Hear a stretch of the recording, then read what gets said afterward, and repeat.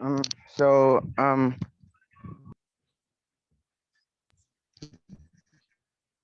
in class we are the group 5 and we will now report our topic about acid-base titration. So next slide please.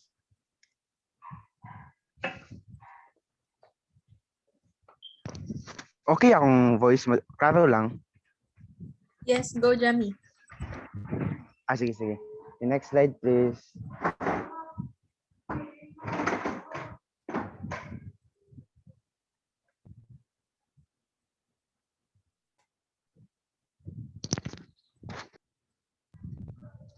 Next slide po please.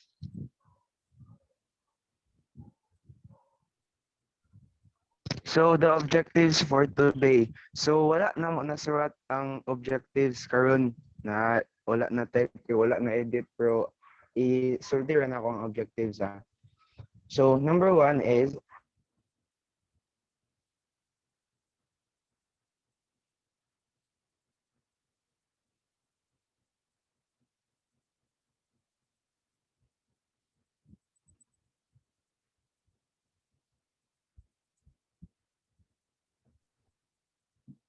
sorry for the interruption.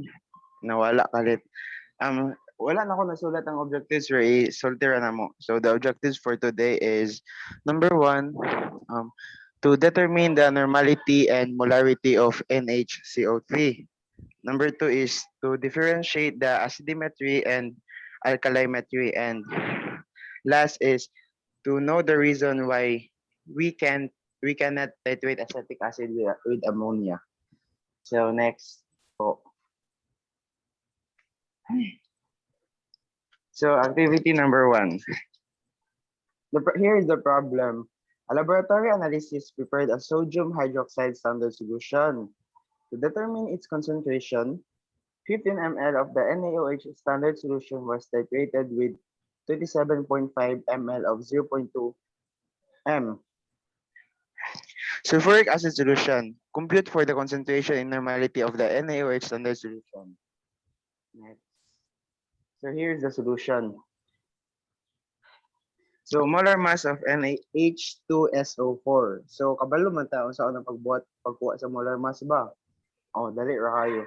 So the molar mass of NH2SO4 is 98 grams per mole. 98 grams per mole.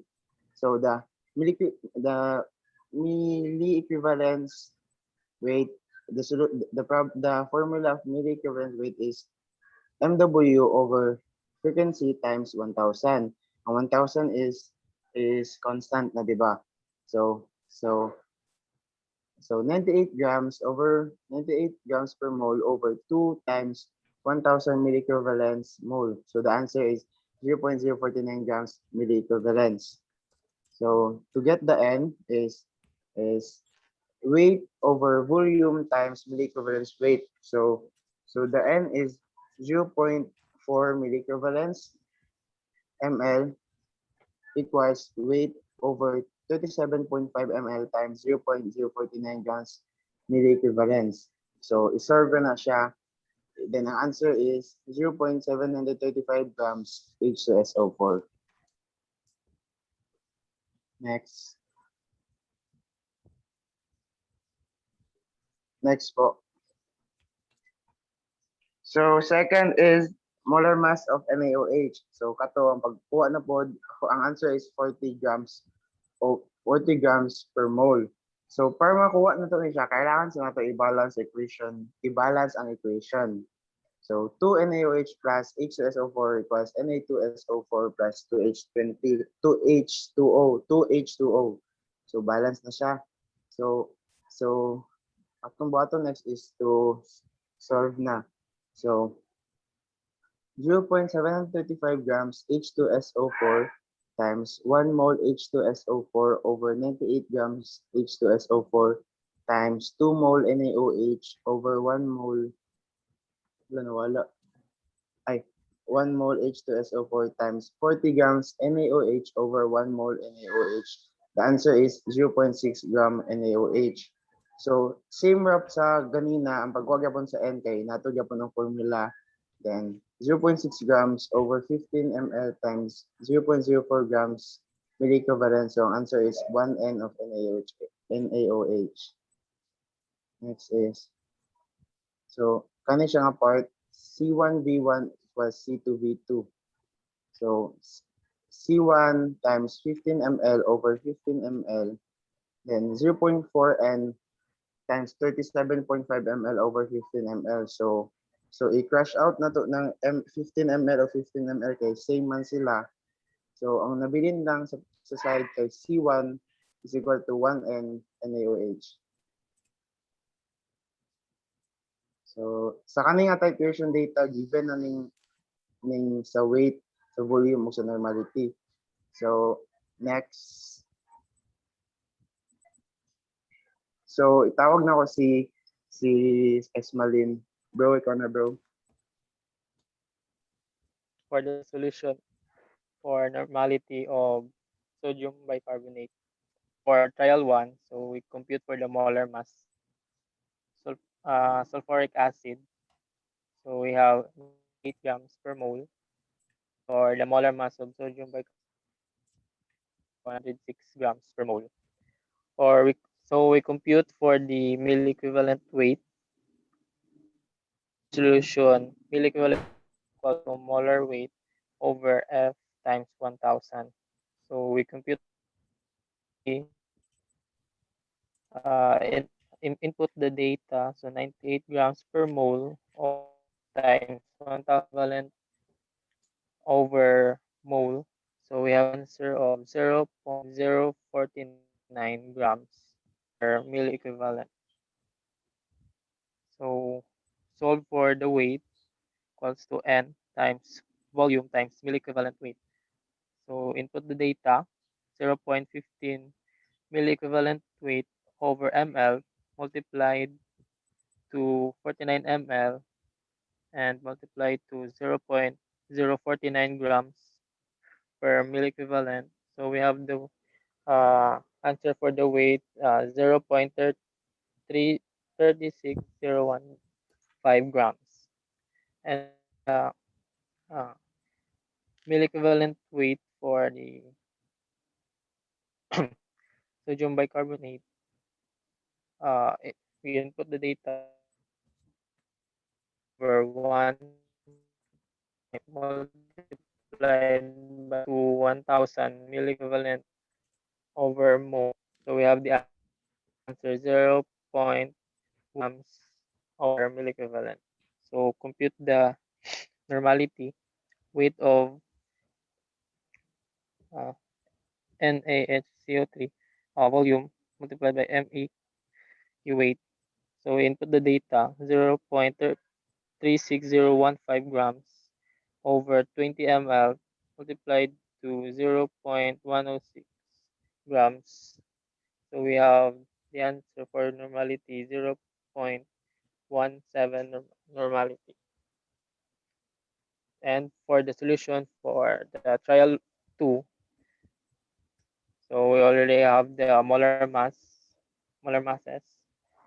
So for the molar mass for H2SO4 MEQ weight, so input the data 98 grams per mole, 2 over 2 multiplied by 1000 MEQ over mole. So we have the answer 0.49 grams for MEQ.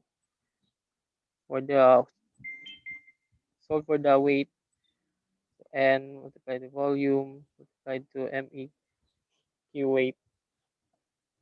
So 0.15 times 46 times 0.049. So we will have the answer 0.3381 grams. And for the Na2CO4 CO3 mill equivalent weight, equals to 106 grams per mole over 1 multiplied by 1000 milliequivalent per mole. So we have the answer 0.106 grams over milliequivalent. So for the normality weight of NaHCO3 HCO3 volume multiplied by MEQ weight, 0.3381 grams over 20 ml multiplied to 0.106 grams per milliequivalent. So we have the answer 0.16 N. And for the titration data, for trial 1 of weight of sodium bicarb, so we have 0.65, and for trial 2, 200, 0.270 grams. For the volume, trial 1, 49 ml, and for trial 2, 46 ml. For the normality for trial 1 and trial 2 are the same, 0.15 N. And for the normality of Na2CO3, trial 1, 0.17 N, and for trial 2, 0.16 N. So the solution for molarity of sodium bicarbonate for trial 1, M multiplied to F equals to N. So M multiplied to 1 EQ per mole equals to 0.17 EQ per liter. So we divided 1 EQ mole to cancel. So we'll have M equals to 0.17 M. For trial 2, M is multiplied to 1 EQ mole equals to 0.16 EQ per liter. So we divide them both sides 1 EQ per mole. So we have the answer of 0.16 M. Next. And for the titration data, for we have for trial 1, 0.265 grams. For trial 2, 0.170 grams. For the volume of H2SO4 used, trial 1, 49 ml, trial 2, 46 ml. For normality of H2SO4, for both trial 1 and trial 2 are the same. For normality of Na2CO3, trial 1 is 0.17 N, trial 2 0.16 N. For normality of Na2CO3 for trial 1 is 0.17 M, and for trial 2 is 0.16 M. And now for the guided questions.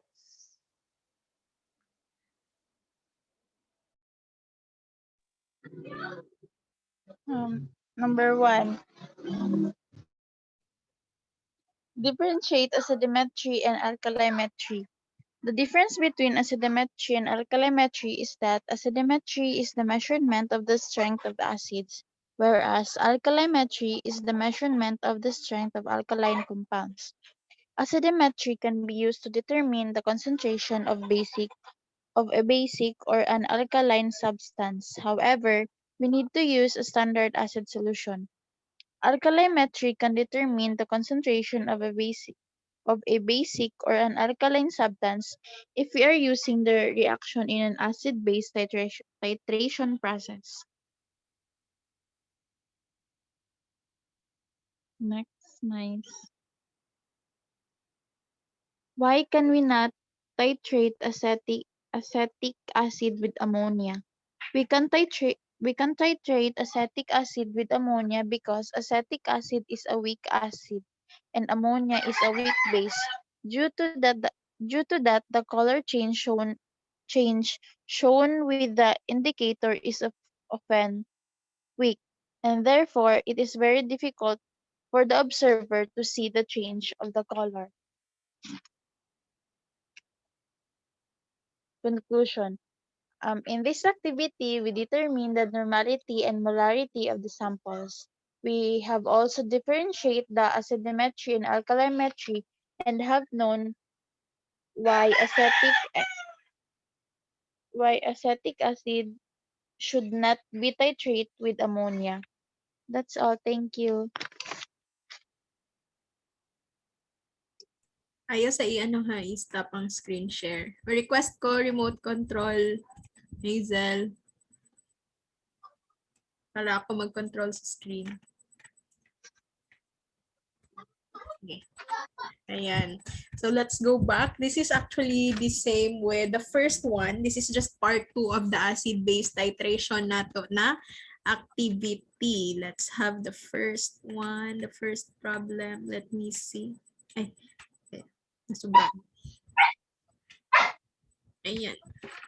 So for the first problem, we have here a laboratory analyst prepared a sodium hydroxide standard solution. To determine its concentration, 15 ml of the sodium hydroxide standard solution was titrated with 37.5 ml of 0.2 molar sulfuric acid solution. Take note, the given here is molar. And then compute for the concentration in normality of the sodium hydroxide standard solution. Okay?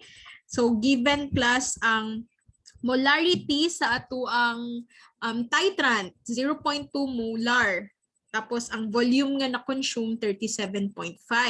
Ang ato ang sample si sodium hydroxide 15 ml ang gigamit. However, ang question is gusto nato makuha ang concentration pero in normality of the sodium hydroxide na solution. So let us see how did you compute for this. You have here the molar mass of sulfuric acid. This is correct, 98 grams per mole. For its MEQ, that's 98. This is correct. Also, the F should be 2. Sulfuric acid has two hydrogen. So divided by 2,000, it's 0.049.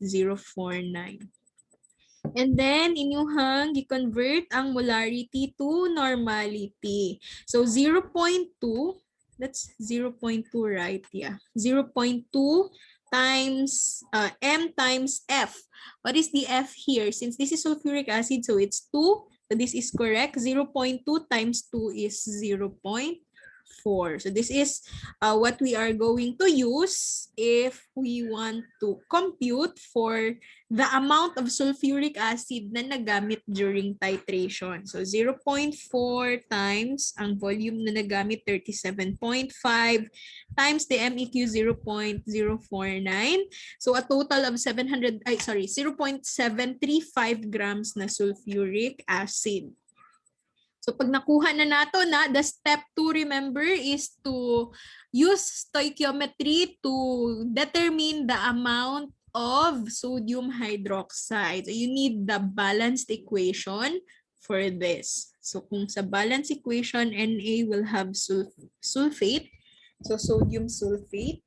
And then the other one, hydrogen, will have the OH. So this is correct also, the water. So 2 here. So this one is already a balanced equation. And we need the full stoichiometry pattern for this. 98, 1:2. Yeah, 1:2. And then 40 for NaOH. So all in all, 0.6 grams na NaOH has reacted with the 0.735 grams na sulfuric acid. So muna ito ang gamiton during the computation. Wait lang ha, kay nay nanawag. Kadot lang dyan class, sorry sa interruption. How do I pause this one? Wait lang. Hello? Good morning.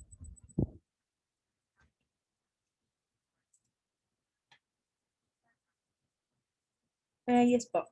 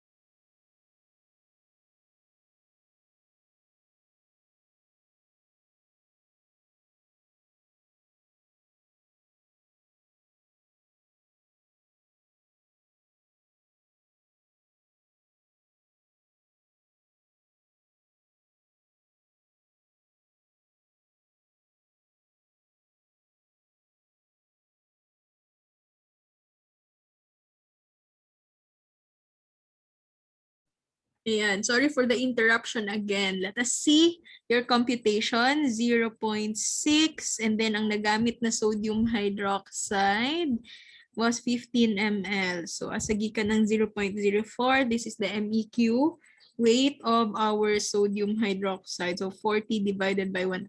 Yes, the F is 1 because we have 1 OH here. So, let's see, that's 15 times 0.04.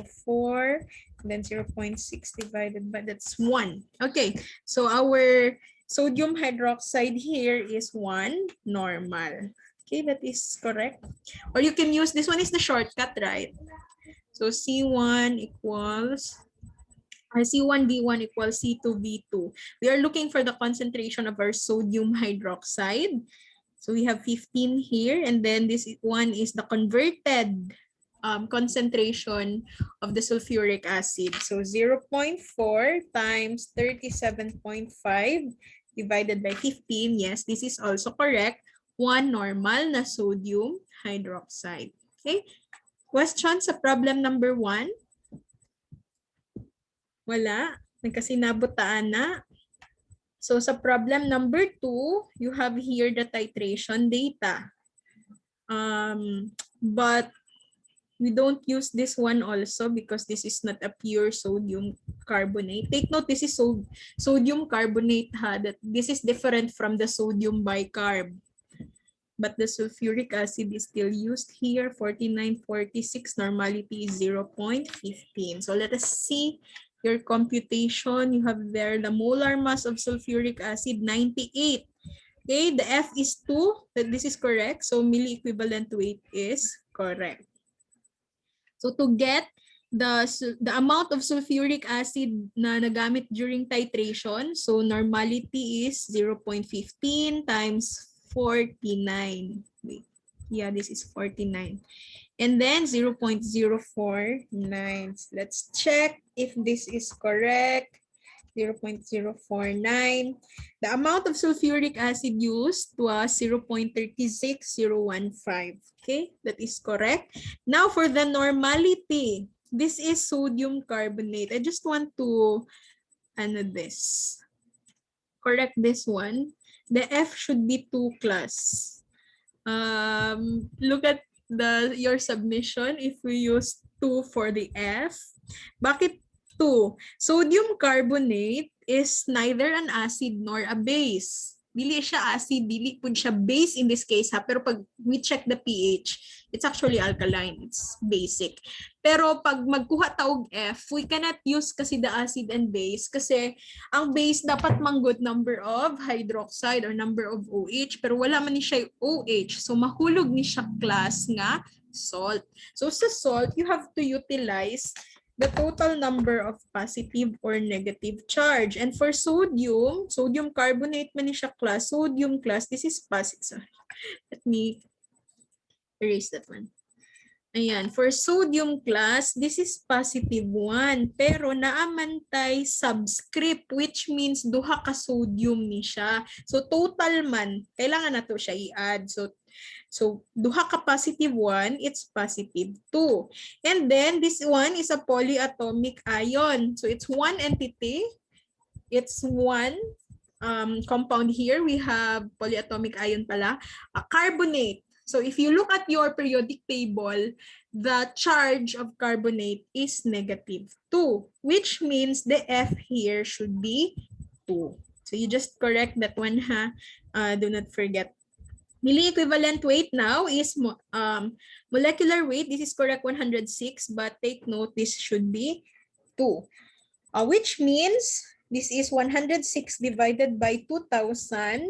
Dapat ang MEQ weight nato diri is 0.053 grams per MEQ. So mo dapat na atong gamiton sa computation. So this should be 0.053. So let's recheck. 20 times 0.053 at tapos 0.36015 divided by the answer. The correct answer here, round it up to 2 decimal places. It should be 0.34 N. So, please look at your submission again kung unsa inyong answer dito. Nabay nakakuha og 0.34 N na nasipyat lang yun sa F. Pag namali na ang F class, mamali na na inyong answer sa normality. So be vigilant. What do you mean sa stoichiometry? Wala sila nag-ano. Ay, wait. Tama di ay. This is the first step pa. Nawala day ang second step, ani. Lang. Ito ang i-next day kung nasa next ang stoichiometry. Wala di ay. Okay, okay. Sige, baliktad. Let's go back here. Wala di ay ang second na step. Let me erase that one first. This is the first step here. Compute for the amount of what is our titrant sulfuric acid. Ang next step day class, dili ni siya diretso. Kailangan ta mag-stoichiometry. Here. So, kailangan nato ang balanced equation. So, atong balanced equation, ani, we have here sodium bicarb reacting with sulfuric acid. So, exchange partners man ni sila. This will become Na2SO4. And then, this will become carbonic acid. Carbonic acid gihapon na siya. So let us see if this is a balanced equation. 2Na is isa ka CO3, SO4 isa, duha ka this one is already a balanced equation. Ama, basig nalibat ko ha, please help me recheck. Sorry. Nakalimot sa ko sa stoichiometry. This should be the third step here. So, let's have the computation of the amount of, this is not sodium bicarb. This should be sodium carbonate. These are two, these are two different chemicals. Ang sodium bicarb ug ang sodium carbonate.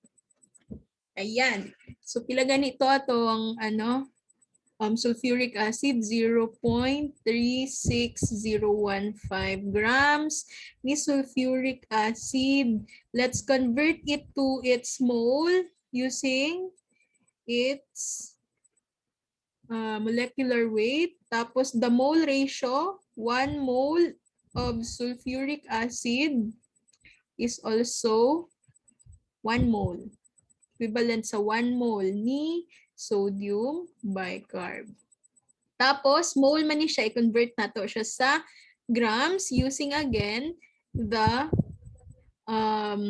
molecular weight of sodium bicarb, it's 106. So, cancel the grams, cancel the mole, and also the mole of sodium carbonate. So, this is 0.36015. Sinalibot ko, 36015. Okay.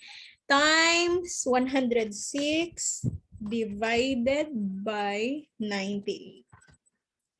So this should be here, class, 0.38955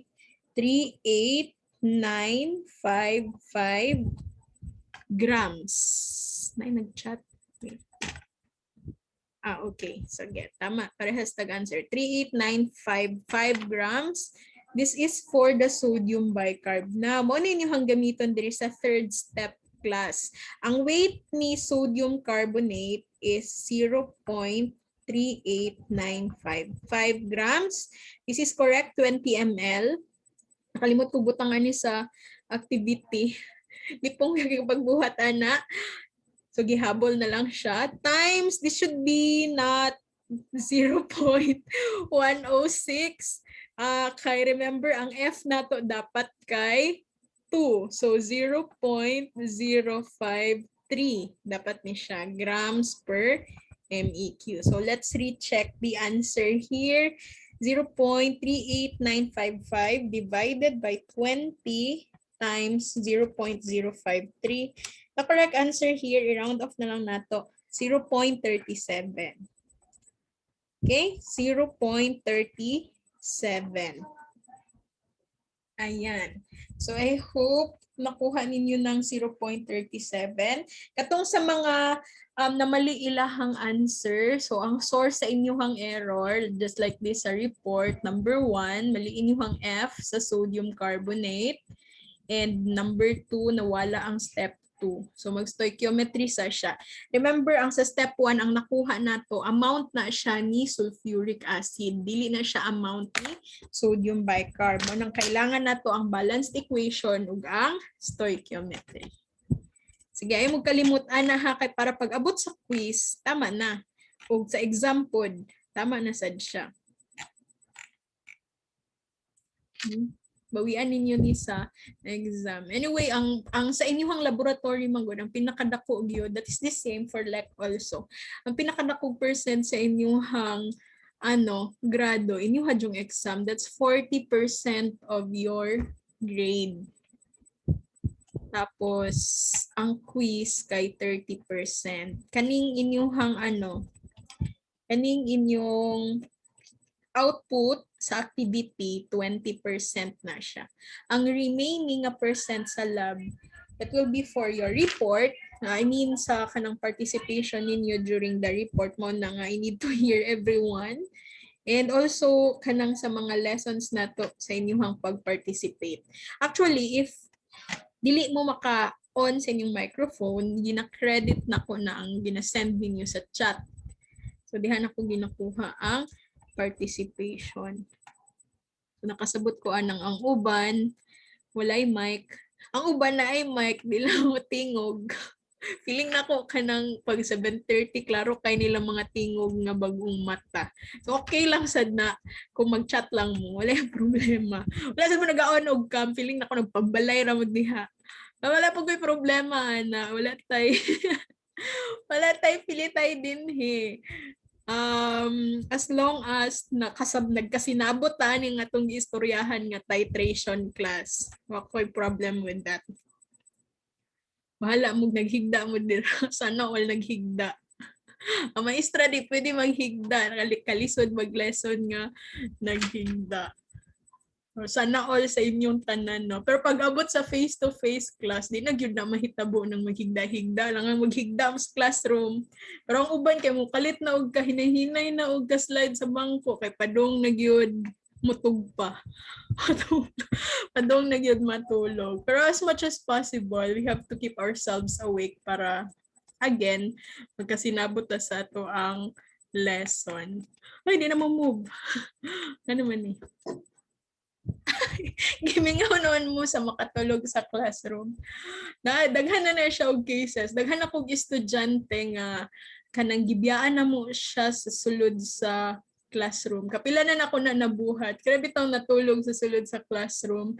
Tapos nag-end na lang ang klase. Siyempre sa high school, wala man naga-change og classroom. Pag abot sa college, manggod, naga-change og classroom nyo. So, ang next subject ninyo, lahi na nga room. Pero may ko na siya ginahimo sa mga estudyante nga matulog sa room nga ginabiyaan na mo ginabiyaan na mo ang mga matulog sa sulod sa room para pag mata nila lahi na ilahang classmate. Lahi na ilahang classmate, lahi na ang or kung wala yung sunod sa room kay wala sila na lang isa dito. Pero may ko na siya ginahimo. Dili ko actually masuko sa mga matulog sa room. Dili ko dili ko magpa-stress ana class. Labot ako kung matulog ka. Basta kay pagpangutanon ta ka, makatubag ka. Wala ko nagpa-stress sa mga ingana. Kasi walay laing tambal sa katulugon kundi matulog. Dili po ko ma-stress kung magtabi ka sa imuhang katapad. As long na imuhang ginachismis din titration. Wala na siya problem. I don't stress myself with those things. So, sama karon sa wala mo nag-open og cam kay natug na mo diha. Ibo ko magpa-stress ana. Asa na dili na mo move, asa na tong computation ninyo sa molarity. This one. Ang normality convert ninyo sa molarity, but I need to correct this one also kasi remember our substance here is sodium carbonate. So ang F nato gi-correct pud nako kagaina, it should be 2. So dapat 2 ni siya diri. So pila to atong answer? 0.37. Magsulat ko sa screen. Ang normality na to dapat din 0.37. So this should be 2 here. So divided by 2. So ang correct nimo nga molarity for trial number 1 is 0.37 divided by 2 is 0.185, or let's just kanang round this up. Yes. 0.37 Kuan, ba to? Ano ba to? sa ano, yes ma'am, pero sa molarity ma pwede siya na ano ma'am kining katong murag raw pa niya na form ang gamiton nato inside sa rounded off. Okay, medyo maglahi ang answer ma'am, pero do lang gyapon sila. Like ano ma'am, 0.3675. Oh, okay lang. Kanang wala gi-round off. Yes ma'am. Oh, okay lang. No problem with that. Gamay lang man na siya nga nga difference sa decimal point. So why problem? Walay problema kung kato inyong gigamit. But anyway, pag mag-check ko ani, actually gina-consider na ko ng mga nagalahi nga decimal point as long as duol lang sila kasi sa rounding off lang nagkaligas. Ang di na ko mo consider kana layo na gyud kaayo class. And ginatanaw pud nako mo na siya nga pirmi sa atong mga computation, ako instruction gyud kay show your solution. Kay pag nakita na ko nga lahi inyong answer, ginatanaw na ko kung giunsa ninyo sa inyong solution. Kung nakita na ko nga sa rounding off lang nagkalahi, then I am considering that. Mo na nga pag mag-submit mo, apila dyan ninyo inyong solution para makita na ko. Okay? So this is 0.19 moles per liter or simply capital letter M. Daghan bag naga-chat sa ko. Daghan kay nagapanawag, daghan kay naga-chat. Wala ako kasabot. Okay, trial number 2. Let me see the trial number 2. Trial number 2 to akong gi-answeran, dili. Trial number 1. Okay. Ang trial number 2 di ay dapat gihapon ni siya class. I-correct lang nato dire ang inyuhang F ug ang number 2 nga this is 2 here and this one is already correct here. 0.15 times 46 times 0.049 kasi this is correct for the sulfuric acid. So tama na siya. Ang step 2 na lang sad ang naglahi dire kasi we need to get the amount of sodium carbonate. Okay, this is what's the conversion factor? What is the mole ratio again? 1 mole of sulfuric acid is to 1 mole gihapon 1:1 lang to of the sodium carbonate. Okay, times since mole man siya, we need to convert it to grams using the molecular formula or the molecular weight, 106 grams sa isa ka mole. So this is 0.3381 times 1 times 1 times 106 divided by 98.